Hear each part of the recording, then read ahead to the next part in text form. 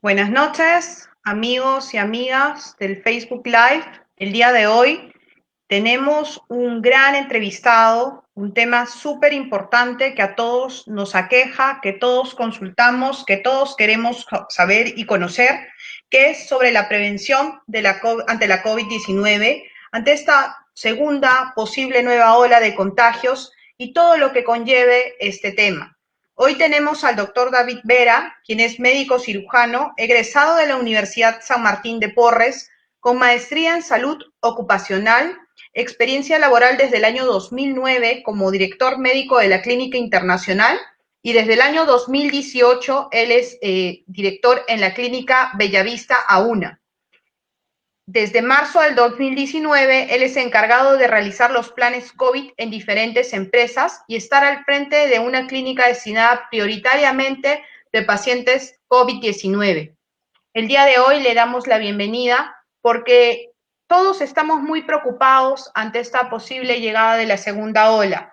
Ayer hemos escuchado a nuestro presidente conversar sobre el tema de las vacunas, informar que ya han sido contratadas 38,000 dosis entre Sinopharm y también la vacuna de AstraZeneca. Queremos saber qué opina el doctor, cuáles son sus recomendaciones. Queremos saber también, tenemos muchas dudas en el ámbito laboral. Muchos de nosotros nos encontramos laborando en este momento fuera de casa. No estamos como en el mes de marzo o abril, que estábamos probablemente en nuestras casas mayormente protegidos. Doctor David Vera, le doy el inicio de la palabra para que nos pueda dar algunas recomendaciones y mientras tanto nuestros amigos se van conectando en este live tan interesante. Vamos viendo las preguntas que nos van haciendo y haciéndoselas a usted también. Bienvenido, doctor David. Olga, muchas gracias por la invitación. Buenas noches con todos. Efectivamente, el tema del COVID vuelve a tener relevancia en las últimas semanas y el último mes, ya que lamentablemente se está evidenciando un aumento de casos. Lamentablemente también la falta de equipamiento y la falta de unidades UCI, camas en hospitales, incluso en las clínicas, está haciendo nuevamente que la población sienta pánico, sienta desesperación cuando tenga algún familiar en esta situación, ¿no? Yo trabajo en algunas empresas como médico ocupacional y realmente sí hemos evidenciado que a diferencia de la primera ola en que, como tú decías, estaban todos en casa, ¿no? Ahora está aumentando y la mayoría son pues de trabajadores, ¿no? Eh, las vacunas que se están poniendo en realidad nunca pasaron a una fase 4, todas tuvieron una fase 3. La fase 4 es cuando ya se hace una evaluación, cuando se ha distribuido a nivel mundial, digamos, a gran cantidad de personas. Y tras esta evaluación se identifican algunos eventos que pudieran presentarse por reacción a la vacuna, ¿no? Esta fase 3 ha estado realizando Sinopharm acá en el Perú con Cayetano y con San Marcos. Entiendo que, por ejemplo, la de Pfizer en Estados Unidos y en Europa o en Reino Unido ha sido aprobado de emergencia, ya que la necesidad de una vacuna es prioritaria en estos momentos. Lo cierto también es que no sabemos mucho de cuánto tiempo cuánto tiempo te va a proteger esta vacuna. Esta vacuna, en teoría, debería protegerte al menos por un año, pero no se conoce, porque recordemos que ahora existe la definición de reinfección, ¿no? Tú puedes tener el virus de COVID y 90 días después puedes reinfectarte, tienes una prueba molecular positiva nuevamente. Y después de 6 meses probablemente tus anticuerpos ya no sean viables, ya no sean detectables, entonces tú puedes reinfectarte. Quiere decir que probablemente con las vacunas pueda suceder lo mismo. Por eso es que Pfizer, ninguna farmacéutica ha podido responder a esta situación, ¿no? En el ámbito laboral, efectivamente, existe una normativa del MINSA, la 972, que salió hace poco, que derogaba algunas otras, sobre el tema de salud ocupacional, el tema de seguridad frente al COVID y el manejo a través de los planes, ¿no? Se cambiaron algunas cosas, el tema de riesgo, ¿no? Riesgo alto y muy alto, que básicamente es para las personas que están expuestas a personas contagiadas o con COVID. y riesgo medio o riesgo bajo, que estaba para personas que, bueno, hacemos el trabajo de repente administrativo o hacemos trabajo en casa, ¿no? Eh, Esto lamentablemente también supimos que, por ejemplo, es un riesgo la obesidad y el hecho de ser varón, por ejemplo, para tener tú la probabilidad de estar hospitalizado o terminar en UCI. Pero la obesidad se modificó, ¿no? Inicialmente la consideraron con obesidad como un factor de riesgo y luego la pusieron a una obesidad mayor, un IMC de 40, que es una obesidad mórbida, ¿no? Pero vemos que muchos trabajadores con obesidad caen enfermos y terminan hospitalizados o en UCI, ¿no? Y ya no es una vulnerabilidad. Tenemos también temas de la edad, ¿no? La edad subió de 60, pasaron a 65 años y también es la edad lamentablemente un problema para poder contraer y tener que estar hospitalizado por esta enfermedad, ¿no? Evidentemente los niños, los jóvenes, tienen un factor de protección mayor, sobre todo los niños que se ha detectado que son los grandes vectores de este virus, ¿no? No hacen enfermedad, pero sí lo transmiten, ¿no? Son grandes reservorios. Y lamentablemente no entendemos, incluso hay gente del círculo médico que no está de acuerdo, que dice que la vacuna no debe existir y mil cosas más, cuando nosotros en las clínicas y en los hospitales vemos la desesperación de la gente porque simplemente no puede respirar, ¿no? Y evidentemente los costos vinculados a este tipo de atenciones, ¿no? Que son altísimos. Doctor, al respecto, algunas preguntas. En cuanto a su experiencia en la clínica que usted dirige, en las clínicas que usted ha dirigido, ¿cómo se ha venido llevando a cabo en estos últimos días los ingresos de los pacientes? Todos muy preocupados porque si hay o no hay camas UCI, si hay atención médica, si hay oxígeno, tanto en los hospitales públicos como en las clínicas privadas. ¿Cuál es su respuesta a ello, doctor? Mire, en las últimas 2 semanas ha habido un incremento de solicitudes de internamiento de pacientes para el área de hospitalización y de UCI. La clínica que yo tengo ya no tiene hospitalización, ya no tiene UCI, la clínica que yo dirijo. Nosotros, como instituciones de salud, todas las instituciones de salud tienen que tener un área diferenciada de atención. O sea, hay un área que se llama triaje diferenciado. En promedio, antes se tenían atenciones entre 6, 8 al día, ¿no? Para evaluar pacientes que probablemente tengan COVID.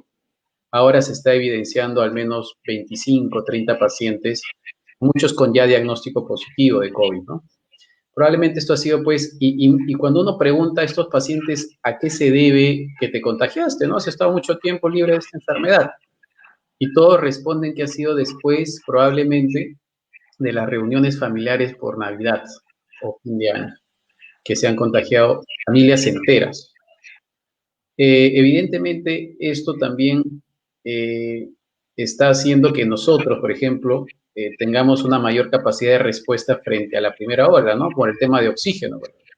Muchas instituciones han hecho infraestructura mejorada, nosotros tenemos tanques de oxígeno que nos permiten tener mayor autonomía a diferencia de antes, ¿no?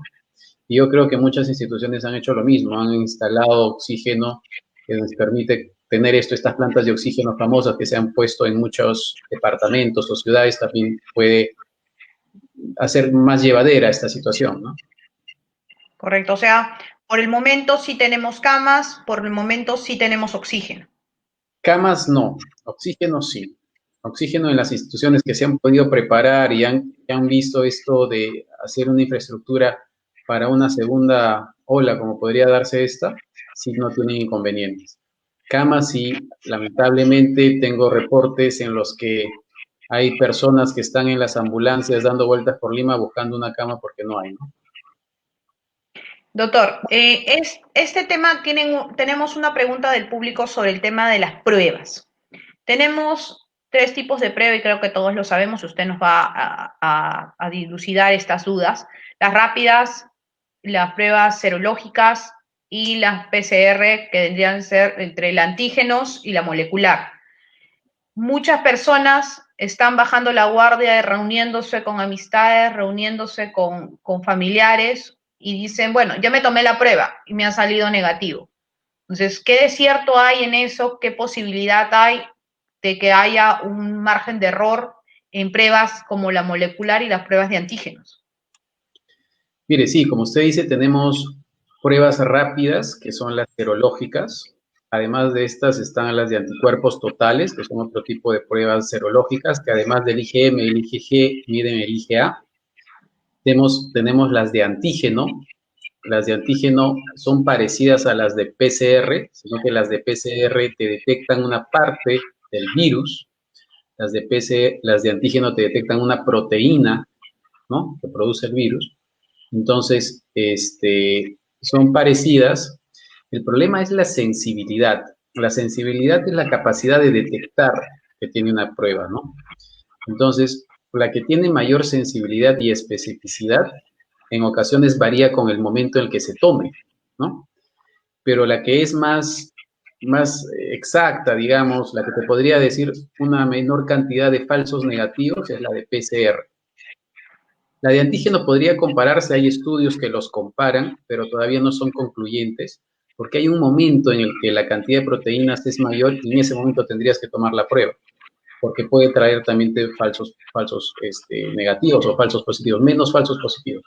Pero la de PCR, lamentablemente, también tiene un 70% de sensibilidad, porque para que sea 100% tú tendrías que sacar un lavado bronquial, se dice, ¿no? Una secreción bronquial, que nadie lo hace, o sea, tendrías que meter un tubo hasta los bronquios y sacar esa muestra. Lo que hacemos es un hisopado nasal y faríngeo, que eso tiene una sensibilidad del 70% y es más sensible cuando más síntomas tienes. ¿Cuándo tienes más síntomas? Cuando haces síntomas en los primeros 5 días. Fuera de eso va bajando también la sensibilidad y esto desaparece después de 14 días o puede durar más, pero en promedio después de 14 días. O sea, para aclarar, doctor, ninguna prueba podría ser infalible. Todas tienen un grado, un porcentaje de... Todas tienen, a menos que hagamos probablemente un lavado de secreción bronquial, que es algo traumático, ¿no?, que nadie lo Imposible. hace. La recomendación es evitar las reuniones familiares en este momento. Evitarlas, o sea, las recomendaciones que demuestran que te protegen, que previenen esto, es el uso de mascarillas, el lavado de manos y el distanciamiento.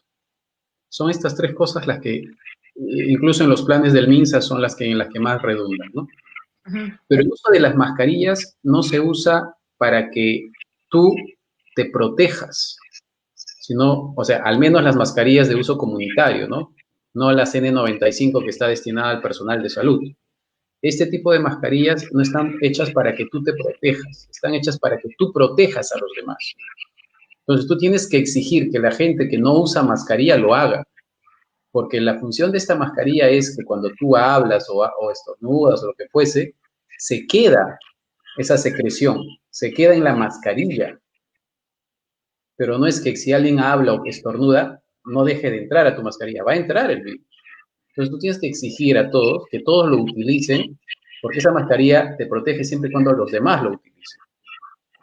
O sea, la mascarilla no te protege porque tú la uses, sino porque la otra persona la usa. Las mascarillas que no sean las N95, que solo está destinado para el personal de salud. Esa sí te protege, pero las que todos usamos, las KN95, las quirúrgicas, estas mascarillas de tela, solo sirven si todas las utilizamos. Hay una pregunta del público, doctor. Dicen, escuché la vez pasada a un doctor decir que la reinfección es poco probable. Dijo que en el mundo solo se han detectado 40 casos y todos ellos con enfermedades preexistentes. ¿Nos podría aclarar su punto de vista, por favor, y si esto es cierto o no? Mire, la reinfección, tenemos que entender que esta es una enfermedad que tiene 1 año o 1 mes en el mundo. Es una enfermedad que se está analizando de forma rápida, exhaustiva, haciendo muchos estudios. Y la reinfección es algo nuevo también. Pero sí se ha demostrado, en el Perú al menos tenemos casos de reinfección. Tenemos personas que se han reinfectado. Y hay algunas personas, yo conozco particularmente un paciente que se infectó en abril y luego se infectó en octubre con PCR positiva. Y en la segunda vez terminó en la unidad de cuidados intensivos de una de las clínicas. Entonces, existe todavía esa posibilidad. Es por eso que ustedes ven que los pacientes que utilizan vacunas o que se están vacunando a pesar de que a veces puedan recibir ya la segunda dosis, dependiendo del tipo de vacuna, siguen usando la mascarilla, porque existe todavía el riesgo, porque estos estudios no son concluyentes, sino evidentemente todos ya nos podríamos dejar de utilizar y estar inmunes completamente, y no es así. Otra pregunta o una recomendación. Dicen, doctor, que por favor recomiende que se ventilen los ambientes, que se abran las ventanas en las unidades de transporte público, en los hogares. ¿Qué tenemos que hacer? Tenemos que, bueno, ya lo conocemos porque esto no es un tema nuevo, ¿no? Tenemos ya varios meses al respecto, pero ¿cómo es que podemos hacerle entender a nuestra gente, a nuestro público, a nuestro pueblo, que que no podemos bajar la guardia, que debemos de cuidarnos y proteger al prójimo? Efectivamente, ¿no? Esto de la ventilación de los ambientes y de los lugares en los que estemos es muy, muy importante, ¿no? Ustedes recuerden como el resfrío, ¿no? El resfrío es el mismo concepto de contagio. El problema es que un resfrío no llega a tener la letalidad que tiene este virus y el nivel de contagio que tiene este virus. Pero, ¿por qué nos enfermamos nosotros más por el resfrío? Es porque en el invierno lo que hacemos es cerrar los ambientes. Cerramos los ambientes, cerramos las ventanas de los micros, en el verano las abrimos y ventilamos mejor. Es esa la razón. Lamentablemente, cuando nosotros no ventilamos los ambientes, y eso está en las normativas del Ministerio de Salud, incluso para los ambientes de trabajo, idealmente tienen que estar ventilados, y si tú tienes una persona que ha estado en un ambiente no ventilado por mucho tiempo, más de 40 minutos, puede ser una probabilidad de contagio, ¿no? Entonces, los ambientes ventilados ayudan mucho. La, la capacidad de que uno es vinculada completamente al tema preventivo que ya todos conocemos. El uso de las mascarillas, el lavado de manos y el tema de la distancia. Porque, y seguramente, si tú usas tu mascarilla y la otra persona usa su mascarilla y tiene distancia, muy probablemente, y lo usas de forma adecuada, probablemente no vas a contagiar. Y si encima tienes las manos permanentemente limpias, probablemente este virus que pueda estar ahí en alguna superficie, tampoco te lo vas a llevar a la boca o a la nariz o a los ojos. Doctor, otro tema controversial, la ivermectina y su uso. Nos preguntan si se puede usar como preventivo, si es correctamente usarlo cuando uno está contagiado. ¿Qué opina usted sobre el tema de la ivermectina, que es un medicamento, como todos ya conocemos, para animales en veterinaria, en uso veterinario? ¿Y qué opina usted al respecto? Miren, desde que inició este tema, se acuerdan que hemos tenido varios medicamentos que han sido tratados de que supuestamente han funcionado, ¿no? Primero fue la citromicina, luego tuvimos la cloroquina, hidroxicloroquina, todos ellos a través del tiempo, a través de estudios, porque lo que hace la medicina es medicina basada en evidencia, es hacer estudios con mucha cantidad de gente. Cuando hay mucha cantidad de gente en la que tú puedas hacer comparación, en la que unas personas usan una cosa y las otras no lo usan, y tú ves que en unas hay una diferencia, o sea, tienes menor mortalidad, tienes menor cantidad de infectados y demás, tú dices, esto tiene valor, esto funciona. Cuando eso no se da, cuando eso no se logra, evidentemente no puedes decir que esto funciona. Y eso es lo que ha pasado con todas estas medicinas que empezamos a utilizar inicialmente, ¿no? Ya no se usa la cloroquina, la hidroxicloroquina, la citromicina. El tocilizumab también se sacó que era un medicamento supuestamente que el colegio médico y todo lo promovía, y encima bastante caro. Pero la ivermectina no tiene ningún, al menos en los estudios grandes que se han hecho, no tiene ningún beneficio. El problema es, o el concepto que manejan es que es un producto seguro, ¿no? O sea, si tú lo tomas, no te va a hacer daño, porque es un producto seguro. O sea, no te va a hacer daño siempre y cuando no seas alérgico a este medicamento. No te va a hacer daño. Al no hacerte daño, te dicen tómalo, porque no hay nada concluyente, digamos, ¿no? Todavía se siguen haciendo estudios de que la ivermectina, lo concluyente o lo más o menos que se ha podido ver es que no funciona, no sirve. Nosotros en la institución en la que trabajamos no utilizamos ivermectina y nunca lo hemos utilizado. Y tenemos buena cantidad de pacientes que se han recuperado, buena cantidad de pacientes, pero sino que Cuando tú tienes la enfermedad, la ansiedad y la desesperación hace que tú intentes lo que sea. En ese intentar lo que sea, antes podías haber tomado hidroxicloroquina y te podía producir algún trastorno cardíaco, que está comprobado, ¿no? Pero en cambio la ivermectina no te produce nada, entonces a nada, mejor tómalo, pero no te va a beneficiar. Lo que concluyen los estudios es que no te ayuda en nada. Otra pregunta del público, doctor. La vitamina D3, 1000 miligramos, ¿ayuda a nuestro cuerpo a inmunizarlo? ¿O qué otras vitaminas son buenas para este tipo de virales que están en... Lo que se utiliza o lo que se ha comprobado, lo que pasa es que el ácido ascórbico, la vitamina C, es lo que previene, por ejemplo, porque mejora nuestra respuesta inmune para problemas virales o infecciones virales, ¿no? Lo que se recomienda, lo que único que se podría utilizar es la vitamina C. Las demás vitaminas, mientras tú las consumas de forma regular en tu alimentación, es suficiente. Pero si tú no eres de tomar mucho, consumir muchos frutas y verduras, podrías adicionarle la vitamina C para prevenir en algo, ¿no? Por eso que también, no sabes si para los resfríos y demás, tomas tu vitamina C, ¿no? Porque te ayuda en eso, que es el Pero no, ácido ascórbico. pero no vitamina D, vitamina C. O sea, en realidad, si tienes una dieta adecuada, balanceada, no necesitarías tomar ningún tipo de vitamina, ¿no? La tendrías de forma adecuada. Pero si no tienes ese tipo de dieta, podrías idealmente tomar la vitamina C. Hay una pregunta que, bueno, ¿qué medicamento uno puede tomar para prevenir? Creo que eso es imposible, ¿no? No existen medicamentos, incluso como le decíamos, la ivermectina no ha demostrado que funcione. El único medicamento que ha demostrado que funciona para un estado de hospitalizados, o sea, de pacientes hospitalizados, de pacientes que están con requerimiento de oxígeno en la unidad de hospitalización, que ha demostrado que disminuye la mortalidad o la letalidad, es la dexametasona. Pero no utilizarlo mientras tú estás de forma ambulatoria, con el diagnóstico, sin síntomas, sino cuando ya estás hospitalizado. Doctor, ¿se cortó? ¿Doctor? Sí, doctor, ¿lo escuchamos? Se quedó. Ah, Sí, ya, se cortó. sí. Doctor, le preguntábamos, automedicación. He sido diagnosticado de COVID-19. Tengo una prueba de antígenos o una PCR positiva. ¿Qué hago en ese momento?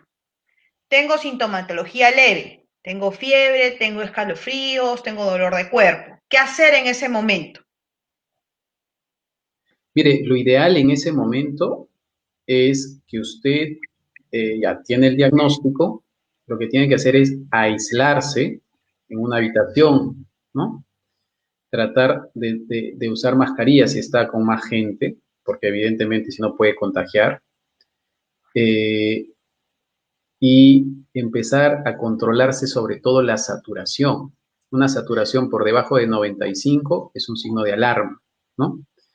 Y controlar la fiebre, ¿no? La fiebre se controla normalmente usando 1 gramo de paracetamol. El problema de Un la gramo. fiebre, o al menos lo que se ha podido evidenciar, es que la fiebre es la que promueve este tipo de lesiones en los pulmones, ¿no? Este tipo de lesiones de vidrio esmerilado. La fiebre, cuando uno hace fiebre, lamentablemente estas lesiones suelen aumentar, ¿no? Pero la podemos controlar con el paracetamol, con 1 gramo de paracetamol y medirnos de forma regular la saturación a través de un oxímetro, ¿no? La saturación a través de un oxímetro se mide de forma indirecta. La real forma de medir la saturación es a través de un examen que se saca una pequeña cantidad de sangre de la arteria, se llama AGA, ¿no? Análisis de gases arteriales. Pero de otra forma es medirlo simplemente con este saturómetro. Si esto va debajo de 95, uno tiene que acudir a un centro de salud para que puedan definir a través de algunos análisis, a través del análisis de un médico, si uno requiere hospitalizarse o todavía puede permanecer en su domicilio con los cuidados básicos. Mientras uno permanece en su domicilio, solamente debe tomar paracetamol y nada más. Nada más, obviamente para controlar la fiebre. Para controlar el frío, probablemente unos 4 o 5 días, doctor. Sí, que es la cantidad a veces de mayor cantidad de síntomas, ¿no? Uno también puede tomar algunos otros sintomáticos, algo para la secreción nasal si es que lo tienes, algo por el malestar general o el dolor, que es el paracetamol, ¿no? Pero básicamente tratar de no agitarse mucho, tratar de estar aislado, tranquilo y El saturado. aislamiento, el aislamiento, doctor, significa, yo tengo que estar en mi habitación, yo vivo con 4 personas, yo tengo que estar en una habitación con un servicio higiénico separado, con mi menaje separado, no tengo que salir de esa habitación, o sí puedo salir, pero puedo salir con la mascarilla.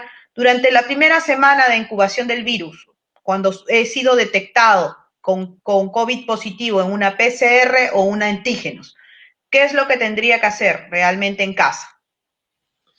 Idealmente, si es que es posible, si es que la infraestructura del lugar donde uno vive le permite, idealmente tiene que estar en una habitación la persona sola, ¿no? Si los demás no han sido contagiados, ¿no?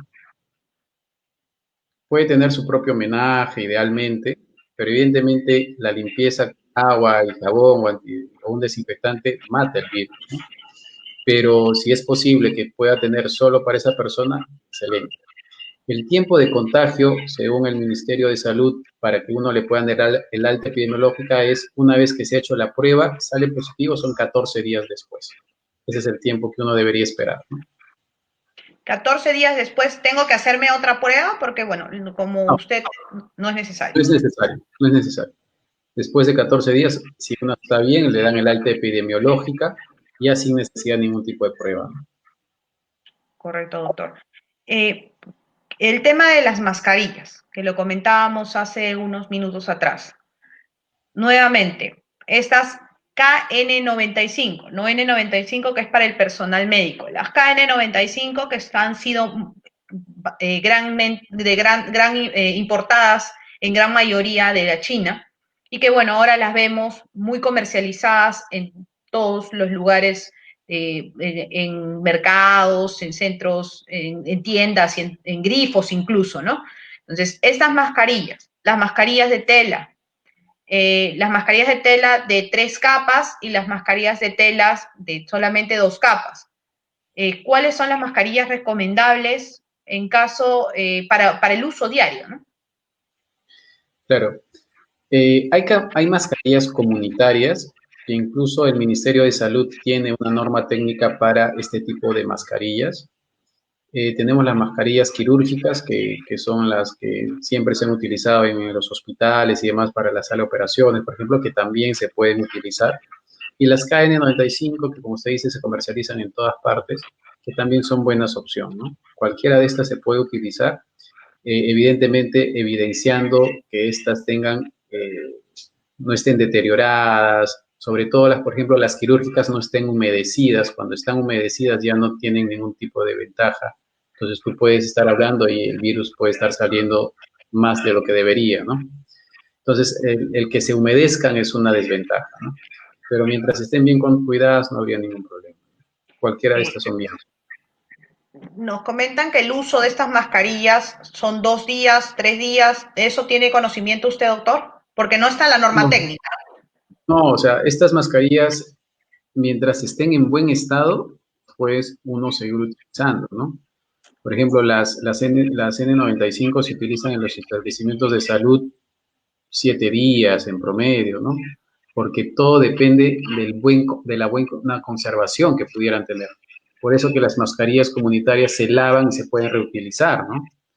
Pero el tema es que cuando estas ya están deterioradas, cuando pierden su capacidad de retención, cuando están rotas, cuando están de repente incluso hasta sucias, estas deben ser cambiadas porque son fuentes también, como está cerca a tu boca, a tu nariz, son fuentes de contaminación, ¿no?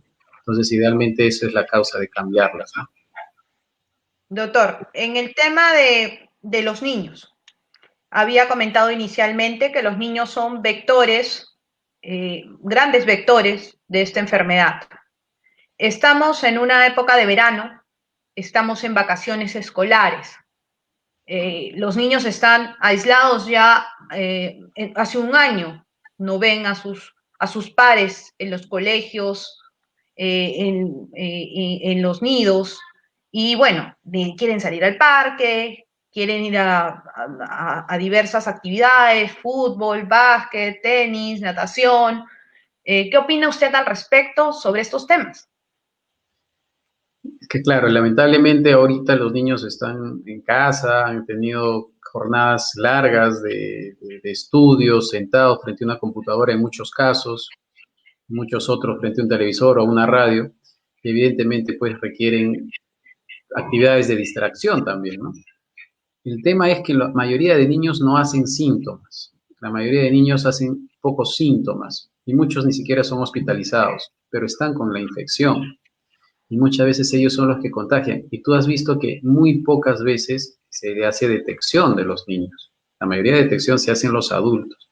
Y en las actividades familiares, en los círculos de amistad, son los niños los que están también en estas actividades y son los que no usan mascarilla porque les incomoda, porque no lo quieren hacer. Y ellos son probablemente los que están también contaminando, infectando. Había un estudio que habían hecho en Alemania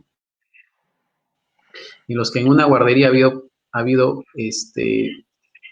niños infectados de coronavirus, pero estos niños fueron aislados y, y los papás de estos niños estaban con coronavirus positivo y solo uno de ellos se quedó aislado. Los demás, nadie se hizo la prueba, porque no suelen hacerle la prueba a los niños. Y ellos probablemente habían contagiado a los padres seguían yendo a trabajar, ¿no? Obviamente sin síntomas y no se daban cuenta. Ese es el problema, ¿no? No nos damos cuenta porque no los consideramos, ¿no? Siempre pensamos en adultos y en adultos mayores. Y probablemente ahí es también una fuente grande de contagio, ¿no? Hay una pregunta del público, dice, si una persona fue detectada COVID-19, ¿solo debe tomar paracetamol? ¿Por qué a mi mamá le recetaron mucha medicación? A esta persona que nos está consultando parece que le recetaron bastante medicación. Sí, suele darse eso, ¿no? O sea, los días antes del Ministerio de Salud te hablaban de dar ivermectina, de dar acitromicina, de dar paracetamol, de dar, por si es tos, le daba dextrometorfano. Entonces había como una cantidad importante, antes se les daba hidroxicloroquina, ¿no? Ya lo han quitado, pero en realidad se les da sintomáticos. Es como si fuera un resfrío. Tienes secreción, te daré algo para la secreción nasal. Tienes dolor de garganta, algo para ello. La citromicina es un antibiótico en realidad que no ha demostrado que funcione. Este es un virus, el otro es actúa frente a bacterias y lamentablemente no ha demostrado que funcione, ¿no? Pero es como que ante esta situación mejor te doy a que por ahí te compliques, ¿no? Claro. Eso es lo que está sucediendo. Y lo mismo sucede con la ivermectina. Oye, tómalo porque cuando uno tiene la infección y entra en pánico y entra en miedo, empieza a tomar lo que sea. O sea, yo he tenido consultas de personas que decían, ¿cómo hago para tomar?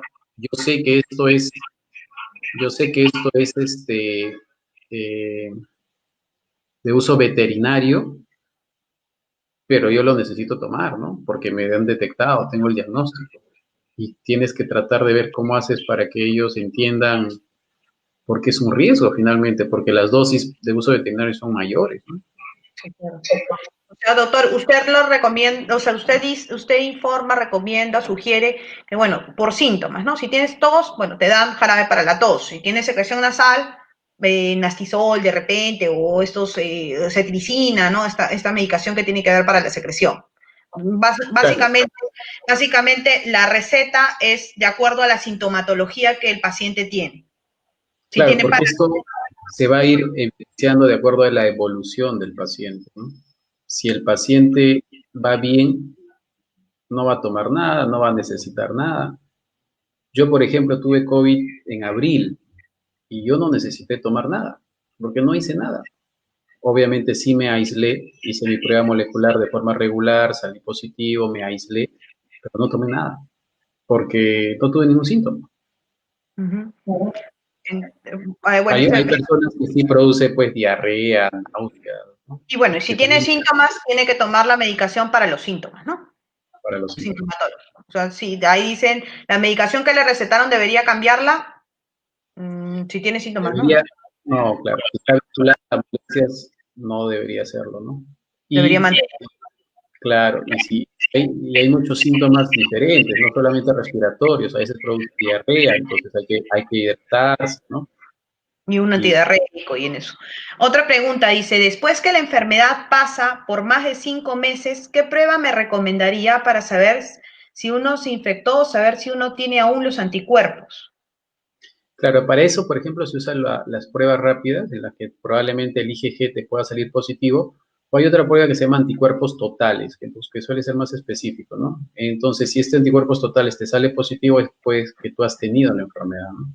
Porque muchas veces no hemos hecho un diagnóstico certero de la enfermedad. O sea, yo como estoy seguro de que tuve la enfermedad, porque me hice una prueba molecular que me salió positiva. Pero si yo me hice el diagnóstico a través de una prueba rápida, que me hago ahorita a través de pincharme el dedo, una gotita de sangre, y luego sale positiva, me pongo nervioso y me voy a la clínica y me hago una prueba rápida también, en la que me sacan más sangre, me centrifugan la sangre y me sale negativo, entonces eso no es real, pues. Entonces yo tendría que hacerme un diagnóstico con una prueba molecular, pero el problema es que mucha gente dice, yo tuve COVID, ¿por qué? Porque tuve síntomas, me dolía la garganta, estuve mal, pero nunca se usa un diagnóstico real. Hay algunos síntomas patognomónicos, o sea, unos síntomas muy fuertes, ¿no? Por ejemplo, la anosmia, ¿no? Cuando la gente pierde la capacidad de poder oler, pero no es necesariamente causado por el COVID, pero evidentemente se podría identificar como parte de ello, ¿no? Preguntan sobre secuelas, dos preguntas juntas. Referente a las secuelas que deja esta enfermedad, ¿qué nos puede comentar? Ya que se difunde, que no solo ataca las vías respiratorias, sino también a otros órganos. Gracias por su Sí, respuesta. o sea, este virus ataca muchos órganos, el corazón, te produce pericarditis, el cerebro. Nosotros hemos tenido un paciente que fue excelente en la parte respiratoria, estaba saliendo bien, tenía 37 años, iba para adelante y le dio COVID cerebral. Le produjo como si fuera una hemorragia. Lamentablemente falleció. Hay pacientes que quedan con una secuela muy seria de dolores musculares, se quedan agitados, fatigados. Hay gente que necesita su oxígeno al costado, de lo contrario no puede continuar. Hay gente que queda con lesiones cardíacas, trastornos del ritmo del corazón. Sí se está evidenciando gran cantidad de este tipo de secuelas, ¿no? Yo no he tenido ninguna, digamos, ¿no? Y mucha gente que conozco no, pero también conozco gente que sí han quedado con secuelas. Doctor, ¿qué es bedaciocta? Disculpen, bedaciocta. Me han dicho que es una ampolla para el COVID, ¿es cierto? No existe hasta ahora, al menos en la literatura médica, no existe tratamiento, no existe una medicina que te cure. Lo único que sí existe son estas vacunas que probablemente sean la solución a esta pandemia, ¿no? Pero fuera de eso no existe nada más. La ivermectina, bueno, nuevamente regresamos a la ivermectina. ¿Es recomendable tomarla por 2 días según el peso, en ayunas? Usted no es partidario mucho de la ivermectina. Sí, en realidad la ivermectina tiene presentaciones de tabletas, de gotas. La que más se usa son las de gotas. Suelen usar una gota por kilo de peso, entre 70 y 80 gotas, una o dos dosis, incluso hasta tres, pero lo ideal es que sean un par de dosis, un día sí y un día, o sea, tomas hoy día y mañana y ahí queda, ¿no? En ayunas. Sí, puede ser en ayunas o no, no hay diferencia. Otra pregunta, doctor, un adulto mayor, ¿es recomendable sacarlo a dar una vuelta por el parque y en cuánto le puede afectar todo el tiempo que se ha estado cumpliendo la cuarentena? El adulto mayor tiene 89 años. Gracias por su respuesta. Ustedes tienen la posibilidad de poder sacarlo con todas las medidas de protección. O sea, si tú vas a sacarlo al parque en un horario seguro, en un horario en el que no se va a cruzar con gente por ahí que pudiera no utilizar su mascarilla o que pudiera estar muy cerca de esta persona, podrías hacerlo. Pero si tienes un lugar en el que se va a cruzar con gente, en la que muchas veces en la calle no utilizan mascarillas y todo, lo estarías arriesgando de forma innecesaria, sobre todo que lo has cuidado tanto tiempo, y un adulto de 89, 90 años, probablemente sea, y si tiene comorbilidades, muy probablemente sea difícil que salga de ese estado, ¿no? Salga al menos de una hospitalización. Hay casos que se han visto, ¿no? De 100 años, todo, pero son los menos, ¿no? La mayoría suele tener mucho más problemas. Doctor, comentarle, nosotros estamos, bueno, usted sabe que estamos en el partido Avanza País, de don Hernando de Soto, el economista de lujo para el Perú, y esperamos ser triunfadores este 11 de abril. Estamos llevando el número 19 en la plancha del Congreso por Lima, y tenemos una propuesta sobre el tema de salud, en cuanto a una fusión de la salud privada con la salud pública. Que las personas que tributan cuarta, quinta categoría, trabajadores, es decir, dependientes o independientes, puedan deducir del gasto una contratación de un seguro privado. Un seguro privado que podría ser deducido del impuesto a la renta. Con ello, se ampliaría la base tributaria, ampliaría la capacidad de las personas de poder asistir a clínicas privadas, no necesariamente a la salud pública, como es Salud o Minsa, y bueno, tendríamos mejores atenciones médicas porque lamentablemente la salud pública ha colapsado y viene colapsando ya hace mucho tiempo atrás, porque la capacidad de la infraestructura y la capacidad de los médicos ya no se dan abasto. No sé qué opina usted al respecto de nuestra propuesta. No, su propuesta me parece excelente, ¿no? Lo que nosotros tenemos que tener que entender es que la salud es un derecho, ¿no? Pero así como en Colombia o en otros países, en Europa, la salud no se la asigna a una institución en la que yo pago los sueldos y todo eso. La salud es en base a un financiador. Por ejemplo, el ejemplo de salud, ¿no? La salud es un financiador que recibe mensualmente gran cantidad de ingresos a través de los empleadores que aportan o el descuento de mi sueldo, ¿no? Entonces yo tendría que tener a salud no que me ponga médicos, no que me ponga camas.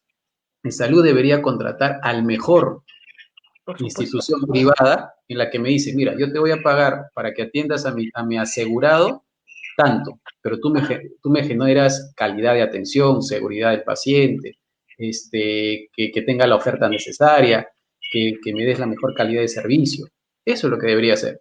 Es por eso que las APP de salud están funcionando de forma exitosa. Usted tiene, por ejemplo, el Cailín, el Barton, y un hospital reconocido y premiado, que es el hospital del Niño de San Borja, porque es una APP también. Entonces, uno se da cuenta que cuando se pone meritocracia, no cuando hay sindicatos que a veces ven por intereses propios, como lo que pasa con el salud, lamentablemente daña, ¿no? Porque no se prioriza lo que realmente debe priorizarse, que es el paciente. Sí, estoy totalmente de acuerdo, doctor. Estamos muy preocupados por la salud en nuestro país. El partido lleva varias propuestas sobre salud pública, fusión con salud privada, tecnología en la salud. Necesitamos ver las historias clínicas en línea, necesitamos saber de nuestros pacientes, saber qué comorbilidades tiene cada paciente. No tengo claro cómo podríamos determinar a los vulnerables de los no vulnerables para las vacunas. Si no tenemos historias de los pacientes ni en seguros privados en algunos casos, pero en la salud pública. Entonces, Claro, ¿cómo vamos a determinar? No me queda claro cómo lo va a determinar el gobierno, ¿no? claro, es que ahí ya es una falta de eh, la salud primaria, la salud básica, la salud comunitaria. Por ejemplo, Cuba, ¿por qué es exitosa? No porque tiene gran tecnología. Lo que hace Cuba es prevención. Hay médicos designados a manzanas en las ciudades. Entonces ellos saben exactamente qué patología tiene ese vecino y lo controlan. Entonces no esperan que finalmente sea un infarto o algo catastrófico porque nunca fue controlado. Eso es lo hace la salud comunitaria, la salud básica, la salud preventiva, que también ayuda a que este tipo de acciones no se den, ¿no? Porque voy a evitar infartos, voy a evitar pie diabético, que finalmente también te hacen costoso la salud, ¿no? Cuba invierte menos y es más exitoso que muchos pacientes que invierten mucho más y controlan menos en la parte preventiva. Bueno, Cuba es un referente de salud mundial, ¿no? Tenemos una pregunta, dice, un paciente diabético de 65 años, ¿qué recomendaciones ante la COVID, ¿no? Bueno, este es un paciente con doble vulnerabilidad, ¿no? La diabetes es un paciente que es vulnerable y la edad. Entonces, en este caso, este señor debería tener mucha precaución. Si trabaja, idealmente por la edad, por la enfermedad, debería hacer trabajo remoto. Tratar en lo posible de estar siempre distanciado. Si hay familia que lo quiere visitar y todo, tratar de evitarlo. Y si hay actividades familiares, que todos usen su mascarilla, que todos estén distanciados. Sí, es bastante complicada la situación de esa persona que está consultando. Doctor, regresando un poco más atrás a lo que conversábamos inicialmente. Entonces, 3 puntos importantes: lavado de manos, distanciamiento social, uso de mascarilla. El tema del alcohol, el alcohol líquido de 70, el alcohol de 90 y el alcohol en gel. ¿Qué opina usted? Porque bueno, ahora todas las personas usamos nuestro frasco de alcohol o colgado en el cuello o en nuestras carteras o nuestras billeteras y todo el día estamos echándonos alcohol. ¿Usted opina que es un sucedáneo del lavado de las manos? No siempre hay que lavarse las manos independientemente del alcohol. ¿Qué es lo que opina usted?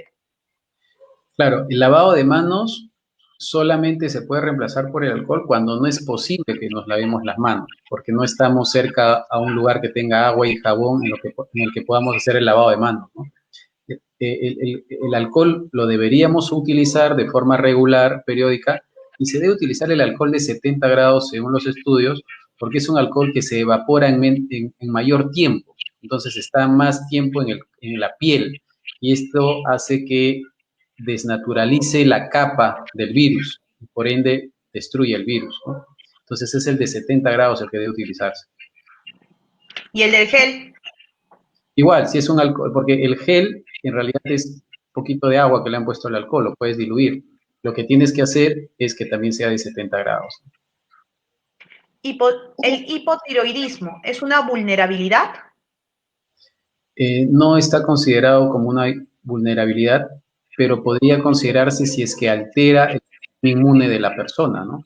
Si es un hipotiroidismo en la que la persona no está tomando su medicación, podría ser evaluado por el médico ocupacional de la empresa y considerar esta posibilidad, ¿no? Pero es una evaluación ya. Dentro de las guías del Ministerio de Salud no está considerado. Doctor, dentro de las guías del Ministerio de Salud, bueno, nos quedamos en las resoluciones sobre temas laborales ocupacionales. En el momento, la mayoría de población económicamente activa hemos vuelto a nuestros trabajos presenciales. En una eventual segunda ola, ¿usted cree que el Colegio Médico va a recomendar nuevamente el trabajo remoto en la mayor parte de población económicamente activa que no lo puede, que no actualmente no lo está haciendo, pero la mayoría de trabajo remoto lo viene haciendo el Estado, ¿no? Pero las entidades privadas lamentablemente no pueden darse el lujo de tener a su personal en manera remota, porque bueno, en algunos casos no es posible por ser operarios, por ser trabajo productivo, por ser trabajo industrial, no hay manera de tener un trabajo remoto en ese sentido.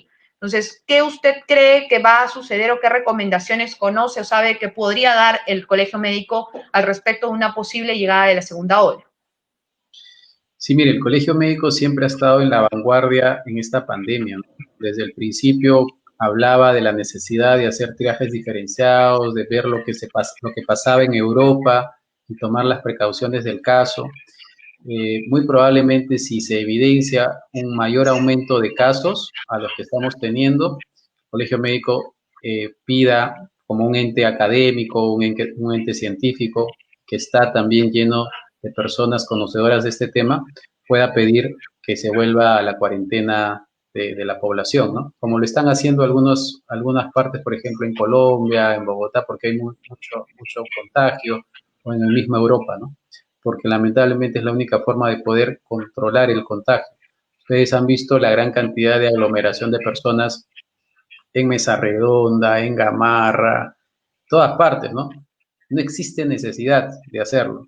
pero la gente no entiende, se contagia y lamentablemente sabemos lo precario de nuestro sistema de salud y cuando llegan simplemente empiezan a no saber qué hacer porque lamentablemente nuestro sistema no va a dar respuesta. Y lamentablemente es la cantidad tan grande de personas que se contagian que ningún sistema de salud podría responder. Tenemos el caso de Alemania, que fue el ejemplo en la primera ola. Todos decían, claro, es un sistema de salud impresionante que tiene, pero ahora no han sabido qué hacer. Han tenido hasta 950 muertes por día en Alemania. No han podido controlarlo, ¿no? Aquí tenemos un problema y una divergencia, ¿no? Nosotros somos un país de tercer mundo y tenemos un problema de la economía versus la salud. Entonces, hay bastante que hacer, ¿no? Porque las personas no comprendemos, como usted dice, no hemos comprendido, hemos salido a hacer compras a Gamarra, al Mercado Central, a los centros comerciales haciendo cola, fuera de los aforos conocidos ya, y simplemente para hacer compras navideñas y cuando, bueno, tengo muchas discrepancias con la ministra Massetti, pero el eslogan de regala salud esta Navidad creo que era muy bueno, pero no lo entendimos. Y no lo entendimos y estos son los resultados de no haber comprendido que esas aglomeraciones nos iban a pasar la factura. Lamentablemente no entendemos a veces y bueno, nuestra economía se va a ver afectada, porque si el gobierno decreta nuevamente cuarentena completa, pues probablemente la economía no va a poder superar ese segundo bache, ¿no? Entonces es bastante complicado. Saludamos el acuerdo firmado por el presidente Sagasti. Esperamos que los acuerdos no sean de voluntades, sino sean documentos físicos y que nos los presenten próximamente para conocerlos también. Ustedes como colegio médico ya tienen al respecto alguna información más formal, porque bueno, ayer se informó de acuerdos, pero no se habló de acuerdo de contratos suscritos. ¿Tienen alguna información al respecto de las vacunas de Sinopharm y AstraZeneca? No, la verdad es que al menos en los equipos, en los grupos que tengo con el colegio médico no tienen todavía algo definido. Sí sabemos que los equipos de Sinopharm siguen trabajando aquí en la Universidad San Marcos, en Cayetano Heredia, con los pacientes que han sido, son voluntarios para poder recibir la vacuna, ¿no? Pero no, el detalle exacto no se tiene. Doctor, para terminar, agradecerle y hacerle una última consulta. ¿Usted recomienda a la población que se vacune, sí o no? Claro, o sea, la vacuna es la única herramienta que vamos a tener para nosotros poder combatir esta enfermedad. Puede haber cierto escepticismo de un grupo de gente diciendo que es, no sé, cosas de poder que quieren hacernos y demás. Pero cuando uno ve a un paciente con una desesperación o amigos con una desesperación de no poder respirar, saca una tomografía y evidencia que todo el pulmón está tomado y se puede ver, es algo objetivo. Evidentemente ustedes no piensan en que sea una cuestión maléfica o no, o sea, es lo que ves. Es gente que se muere porque no puede respirar. Es gente que, y si tú lo vas a poder evitar con una vacuna, es lo mejor que puedas hacer. Definitivamente, ¿no? Bueno, ya nos han comentado y ya nos ha informado el gobierno que van a estar en 3 fases. La primera fase, el personal médico, el personal de las Fuerzas Armadas; en la segunda fase, el INPE y los adultos mayores; y en la tercera fase, bueno, ya las personas menores de 59 años, ¿no? Entonces, esperamos, saludamos y esperamos con mucha fe la llegada de estas vacunas. En el tema del frío, del conducto y de la forma en que van a llegar estas vacunas, tengo entendido de que el tema de Sinopharm y también AstraZeneca tienen las mismas condiciones para nuestra cadena de frío aquí en el país. ¿Y también esto sucede en la sierra y en la selva, doctor? Sí, mire, la cadena de frío es fundamental para que uno pueda conservar las vacunas, ¿no? Eso es un tema fundamental, ¿no? Por ejemplo, la vacuna de Pfizer necesita temperaturas muy bajas. Entiendo que Pfizer iba a facilitar este tipo de equipos, ¿no? Pero la de Sinopharm y demás que tienen la temperatura que nosotros podemos controlar a través de los termos para poder deslazarnos con ellos, sí nos permitiría con mayor facilidad poder tener una mayor cobertura con esta vacuna, ¿no? Porque todas las instituciones, sobre todo el área de enfermería, que se hace cargo de este tema, tiene en la mayoría de lugares, porque no es muy costoso poder mantener esta cadena de frío, ¿no? Porque simplemente tú necesitas que esté entre hasta 4 grados, ¿no? De 0 a 4 grados. Doctor, ahí antes de terminar, todavía nos quedan 5 minutos. El tema en Colombia y en México, el sector privado y el sector público en Ecuador también lo sé, van a ser quienes sean los sectores que se fusionen para poder colocar las vacunas. Porque, bueno, el sector público se entiende que no tiene la capacidad completa para poder diversificarse en el país. Incluso en Ecuador he podido leer que en las farmacias también van a suministrar las vacunas. ¿Qué opina al respecto? Porque aquí el sector público se va a dar abasto. He leído también que vamos a hacer por grupos de votación, nos van a vacunar por grupos de votación. Bueno, las personas que no tenemos comorbilidades y no somos vulnerables, ¿no? Nos van a vacunar por grupos de votación. ¿Eso podría ser factible? ¿Podría ser viable? Claro, lo que pasa es que en Colombia, sobre todo Colombia, que conozco un poquito más, existe un vínculo entre las privadas y el Estado, ¿no? O sea, ese vínculo que hablábamos hace un rato del seguro universal, ellos sí lo tienen, ¿no? Entonces tienen mayor control y pueden trabajar en equipo. Nosotros, a diferencia de ellos, estamos bastante diferenciados, bastante separados en el trabajo, ¿no? Yo creo que la parte privada podría tener, porque en todo el Perú existe servicios de salud privados que podrían brindar este servicio, ya que en ocasiones la parte pública tiene muy limitada el tema del personal y el tema de horarios de atención, ¿no? Y tampoco tienen las condiciones, ¿no? Los puestos de salud en los lugares distantes. Entonces, yo creo que va a tener que hacerse una reingeniería y probablemente las Fuerzas Armadas tengan que tomar nuevamente la posta para poder lograr este objetivo, ¿no?